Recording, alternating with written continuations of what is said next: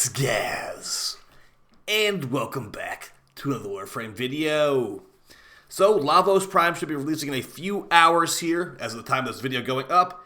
And I want to share some of my recent Lavos, Cedo, and other weapon synergy things with Lavos in this video. So I'll be sharing a basically pre-release prep kind of build setup for Lavos and the Cedo. So hopefully you enjoy these types of videos. If you do, make sure you sub this channel to daily Warframe video uploads. I'll be actual Cedo Prime and Lavos Prime video probably at some point. May the Cedo Prime. But yeah, these Lavos builds will work great on Lavos Prime. So maybe no Lavos Prime specific video, but we'll see about that. Either way, in the right place for Warframe content. Let's get right into our synergy. So as you see the background footage, Lavos can do some serious, AoE status stuff. He's got abilities that can deal elemental damage. He's really good at buffing elemental effects with his weapons, with his Valiant Fusion augment. And yeah, he's pretty decent. So I actually recommend players get Lavos as an entry-level steel path frame, and Lavos Prime will be no different. Lavos Prime is going to have very good armor and HP, and actually shields too, when we show some of these Lavos builds. And we'll actually compare the stats of Lavos Prime and Lavos Normal, because we already have those. And for the Cedo Prime shotgun, which comes with Lavos Prime, the Cedo Normal has been Lavos' normal signature weapon since he came out, and it does lots of status procs, and also gets more damage the more status procs are on the enemy, just like Lavos' ult. So let's get right into these weapons I really like to use on Lavos, like the dual Ichor and Car, which is actually doing a lot of the heavy lifting in the background footage too. Creates a Toxin cloud on enemy kill that can be buffed by Lavos' abilities to give even more status procs, which can help with lots of synergies of other arcanes. Okay, but first things first, we're here in the sim, and I want to show the different stats for Lavos Normal and Lavos Prime.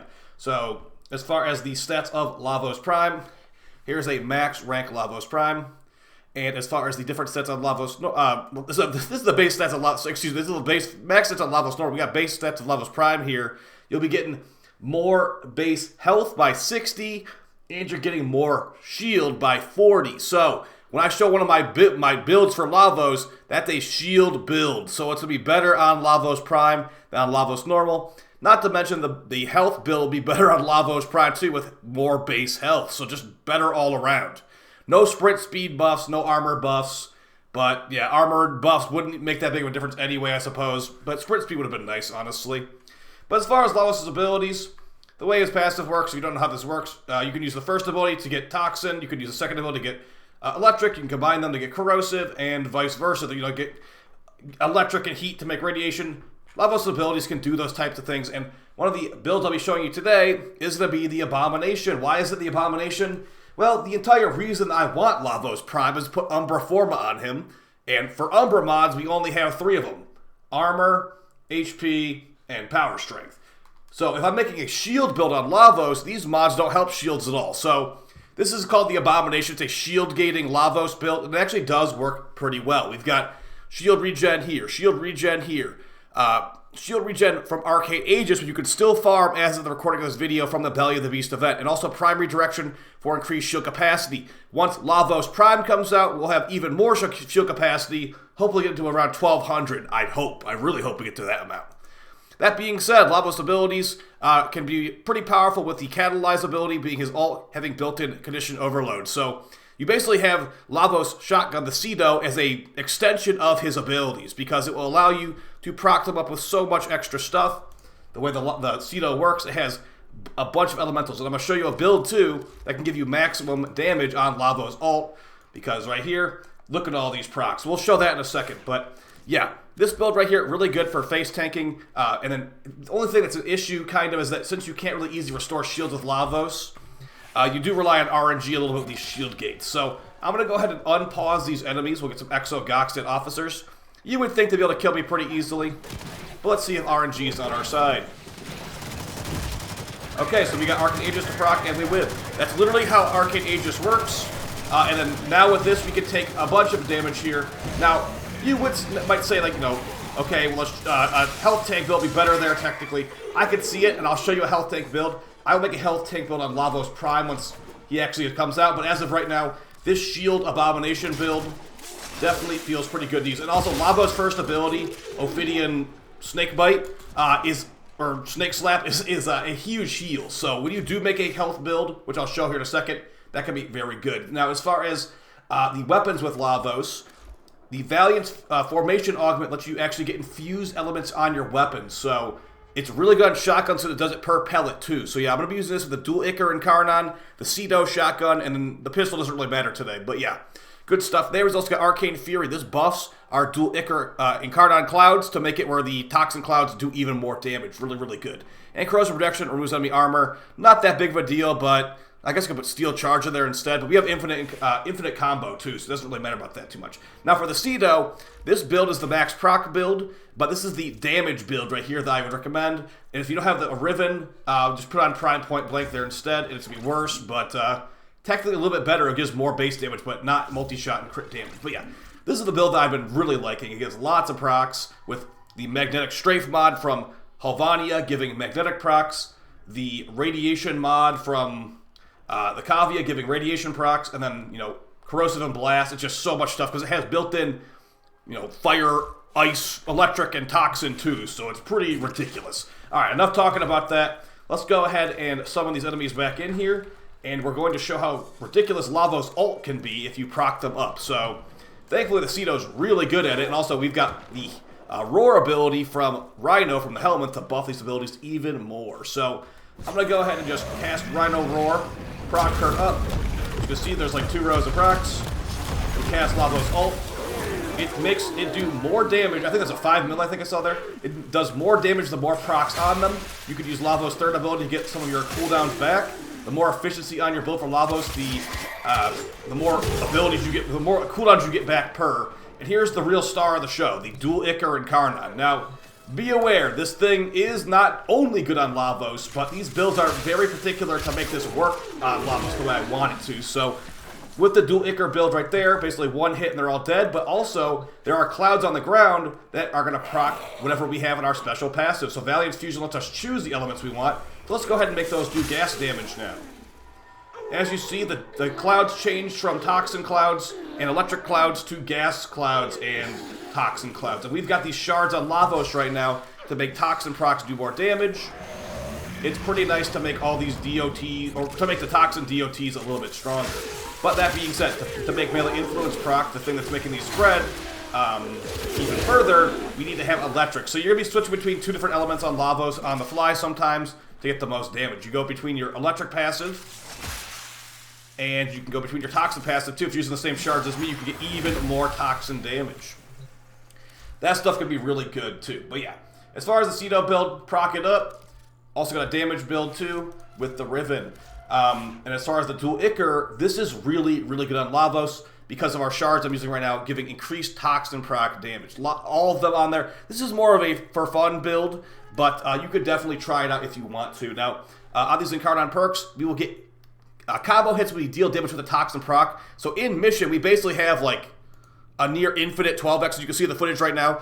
Once those clouds are on the ground and we have our toxin infusion, once we heavy attack, we drain our combo, but then all those toxin clouds rebuild the combo that it's just pretty easy and good, honestly. So, yeah, we don't need to focus on crit too much because crit does not affect the clouds, but if we want to kill the Acolyte with the dual Ichors, a lot of extra crit would help. So you can see right there, we're at like, what, 6x combo, it's still going up, and I'm literally AFK in the gameplay for most of this. So, pretty good on that front.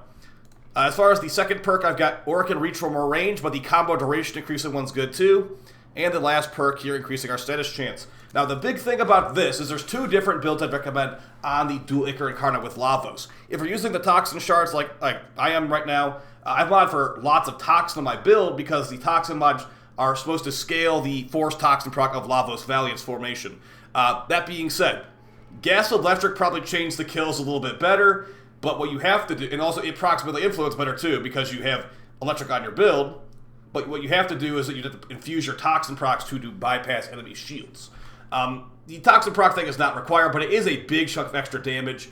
And I've actually got 2 different footages there for different dual Ichor builds. One with Toxin procs, one with a Gas Electric. And yeah, it's up to you. You can decide which one you like more. And there's also lots of build flexibility. But yeah, the main thing here is that we want to make sure that we have plus melee damage, plus status damage, and preferably Bane damage too. Bane of the Grenier, Bane of the infested, whatever, because that helps a lot with these DOT procs. Like, a lot. Rest of it's status chance. Got a little bit of crit, because I'd like to have, 100% crit chance in my build. But yeah, beyond that. Now, the reason I'm not showing the dual Zoren right now is because the dual Ichor will likely just be better with Lavos because he's the Elemental Master, and the dual Zoren are going to be slash focused. The dual Zoren will still be worth having a video on, but the main thing is going to be their coptering ability. So as you see right here, the Cedo's alt fire shot, the glaive, has lots of status, but not that much crit, whereas in reverse, the primary shot has lots of crit but no status. So here's some Force Toxin procs here. Kind of like a little bit reminiscent of Zoren to a degree, where it's extremely powerful Toxin procs with these green shards. So, yeah, and just finishing up the loadout here. Now, I'm going to definitely make a new Lavos build with, like, more health focus. But as of right now, I got this one. We are melee focused, so Prime Pack Leader gives our Panzer Cat Overguard, and then also with Martyr Symbiosis, if we, for some reason, were to die, which doesn't happen very often with the shield gating setup, you can sacrifice itself to bring us back from the dead. And then that'll also bring itself back from the dead with Tech Assault, so very good there, and also with Fetch, picking up all the loot. Now, it could be attacking, but I'm having it not attacking right now. I'm also just going to quickly show. So, the thing about this second build, guys, is that I definitely am going to work on it more, but as you can see right here, here's the, I put some unranked mods on too, so I can fit that on here, but here's more of a health-focused build. Now, the thing about Lavos is that, Catalyze is really good with range. You see 49 range with that much range. We got Overextend in an unranked stretch. Also, Transmutation Pro, big AoE, lots of enemies hit with their cooldown. But you also want to have Strength too if you're not going to be using... Honestly, if you want Strength, you have helmets too. But the thing about Valiant's formation, this does not scale with Strength. So if you're only focusing on this, don't focus about strength too much. But yeah, for his other abilities, Strength can be good. But yeah, at the same time, Umbra mods do things that aren't Strength. And also the new Arcane Bellicose gives you up to 72% power strength if you have 3,000 health. And Arcane Blessing gives you up to 1,200 extra health. So with this build, we will have maxed out Arcane Bellicose, which is going to be a nice chunk of extra strength. The thing about these builds, they are not shield gate, so there are times where it is definitely you are dying easier, but it's also pretty chill a lot of the time too if you don't like shield gating in the first place. So right here, I'll show you Snake Slap giving us all of our health back. So there you go. Amputation. Keep in mind, the build's not maxed out. Waiting for Lavos trying to put an Umbra Forma on there. But yeah, Snake Slap can be pretty good too for just standing still and being nice and lazy. Got Gloom on there. Gloom is giving you lifesteal. It's pretty easy to stay at full health as Lavos with a build like this. So another option as well if you prefer to health tank versus shield gate. Of course, this will be only better with Lavos Prime. So that's basically it for the quick, entry-level Lavos stuff. Again, if you didn't realize this by now, he doesn't have energy, he has cooldowns. So lots of things are different for Lavos. But yeah, the dual Ichor is really good with him because of the way you can force these different procs on the clouds. Let's say I feel like spreading a bunch of, radiation procs that makes me confused. I can put radiation procs in the clouds, or gas procs on the clouds, to make them, when enemies walk in, they're getting DOT procced up. More enemies walk into the clouds, they're getting DOT procced up again. I could even put corrosive on the clouds to make them armor if I really wanted to, so, yeah. As a big, I'm not a big Lavos player. I've actually been enjoying Lavos with the dual Ichors, so I'd recommend you try them out, mainly the Incarnon. And of course, the build will work similar on the dual Zoren Prime if you prefer that. If that's all you have, but yeah, definitely, guys, the Incarnon for the dual Ichor is going to be better than a dual Zoren. So, I hope you guys found this video fun and helpful. Definitely more of a, pre-release guide here, but once Lavos Prime comes out, I'm focusing on the Cedo Prime for level 10,000. This will probably be my main Lavos build right here. Maybe a little bit of tinkering before level 10,000, but either way, guys, let me know what helmets you like for Lavos down below. Roar, Zata's Whisper, Eclipse, Ensnare is very good. I've got a fun one for the level 10,000 build for Lavos. But yeah, see you guys very soon. Appreciate the support. And yeah, good luck with that as Lavos and Cedo parts. Peace.